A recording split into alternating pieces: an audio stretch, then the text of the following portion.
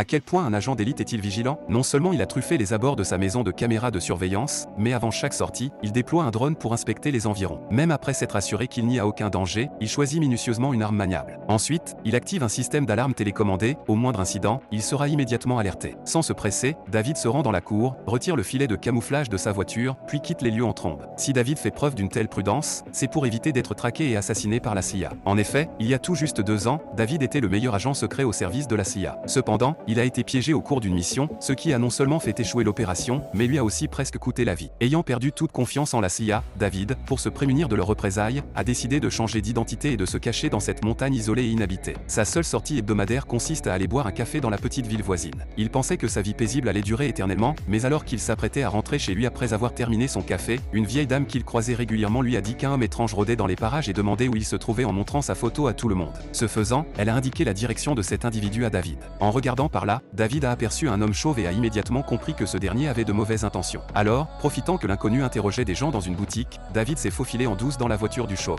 Lorsque l'homme est retourné à son véhicule, David l'a pris par surprise et a aussitôt pointé son arme sur sa tête. Voyant cela, le chauve s'est empressé de se rendre, affirmant qu'il n'avait aucune mauvaise intention. S'il cherchait David, c'était sur ordre de son ancien supérieur, Smith. Toutefois, David a estimé que le chauve ne disait pas la vérité. Il l'a donc emmené dans un entrepôt abandonné en banlieue. Or, au moment de descendre de voiture, le chauve a voulu profiter d'un moment d'inattention de David pour l'attaquer par surprise. Ce petit manège avait déjà été percé à jour par David, qui lui a infligé une sévère correction sur le champ. Ensuite, David s'est servi d'une corde pour suspendre le chauve au-dessus d'un tonneau, puis a utilisé un tuyau d'arrosage pour le remplir d'eau en continu. Si le chauve refusait de dire la vérité, il finirait noyé vivant. David a également fouillé dans le téléphone du chauve pour y trouver le numéro de Smith. David lui a donné rendez-vous dans un restaurant. Par mesure de prudence, David a menacé Smith pour qu'il remette ses armes. Smith n'a offert aucune résistance, précisant qu'il venait seulement demander son aide cette fois-ci. Il s'avère que tout récemment, 3 agents de la CIA ont été mystérieusement assassinés les uns après les autres. Et le mode opératoire de leur meurtre était exactement le même que celui de Nick, l'homme qui avait autrefois piégé David. Au sein de la CIA, à l'exception de David, absolument personne n'était de taille à affronter Nick. De plus, l'un de ses agents était le gendre de Smith, ce qui l'a instantanément mis dans une colère noire. C'est pourquoi il est venu chercher David pour punir Nick. Mais juste avant que Smith n'agisse, sa fille Anna avait pris les devants et trouvé Nick. En conséquence, elle a été prise en otage par ce dernier. Par conséquent, Smith avait un autre objectif lors de sa venue, il espérait que David pourrait l'aider à secourir sa fille.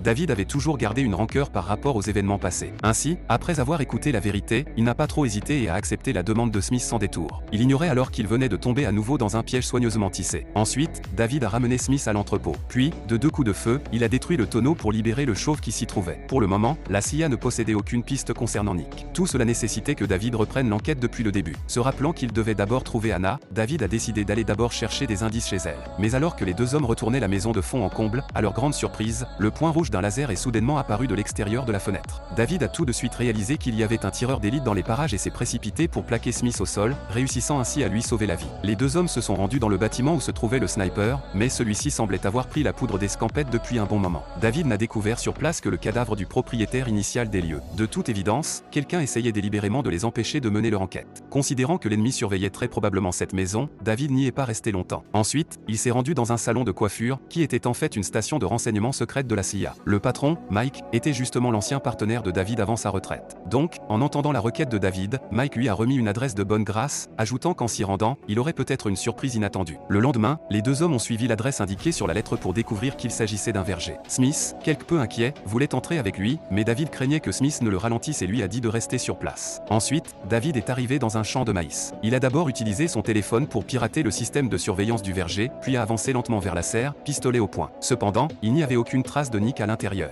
Après avoir éliminé les quelques gardes qui patrouillaient aux alentours, David a réussi à trouver Anna, qui avait été kidnappée, au fin fond de l'endroit. Alors que David s'apprêtait à la détacher, Anna a rétorqué qu'elle ne pouvait pas partir ainsi, car le dossier de Nick se trouvait encore dans le bureau. N'ayant vraiment pas d'autre choix, David a dû y aller avec Anna. Mais en chemin, ils ont accidentellement déclenché l'alarme. Leur position étant exposée, les 2 ont instantanément subi l'assaut d'une horde de gardes. Heureusement, David a réagi promptement, même avec un simple pistolet, il tirait avec une précision redoutable et a rapidement neutralisé les ennemis. Par la suite, ils ont trouvé le bureau de Nick. David y a inséré une clé USB, s'apprêtant à copier les données. Or, au moment où le transfert était sur le point de s'achever, plusieurs autres gardes ont fait irruption. David s'est de nouveau engagé dans une fusillade avec eux. Pensant que la crise était désormais écartée, Anna a profité d'un moment d'inattention de David pour pointer son arme sur la tête de ce dernier. Ce n'est qu'à ce moment-là que David a réalisé qu'il était une fois de plus tombé dans le piège tendu par Smith et elle. Anna a ordonné à David de lui remettre la clé USB. Finalement, lorsqu'Anna a baissé sa garde, David a brusquement bondi pour la maîtriser. La clé USB est ainsi retombée entre les mains de David. En apprenant l'échec de son plan, Smith est entré dans une rage folle. Craignant Craignant que David ne vienne se venger de lui, il a immédiatement pris la fuite seul, abandonnant sa fille.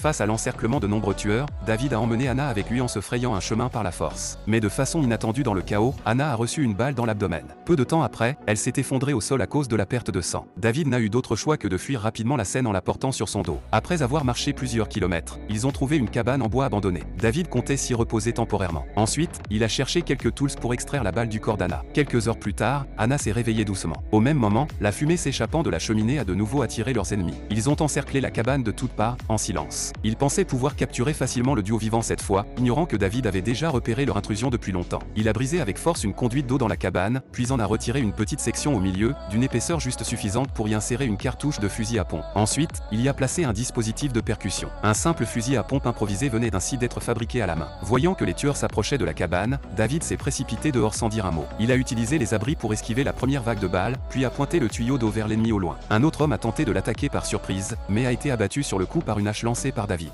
Par la suite, David s'est immédiatement emparé de son équipement. Maintenant, les tueurs restants allaient passer un sale quart d'heure. Une fois les armes en main, David a directement ouvert le feu à pleine puissance, et a rapidement anéanti tout ce groupe d'assassins. Cependant, lorsqu'il est retourné à la cabane, il a découvert qu'Anna s'était volatilisée et avait volé au passage la clé USB que David avait laissée sur la table. Peu de temps après, Anna, de retour aux côtés de Smith, a remis la clé USB entre ses mains. Toutefois, lorsqu'ils ont inséré la clé dans l'ordinateur, ils ont découvert qu'elle était en réalité vide.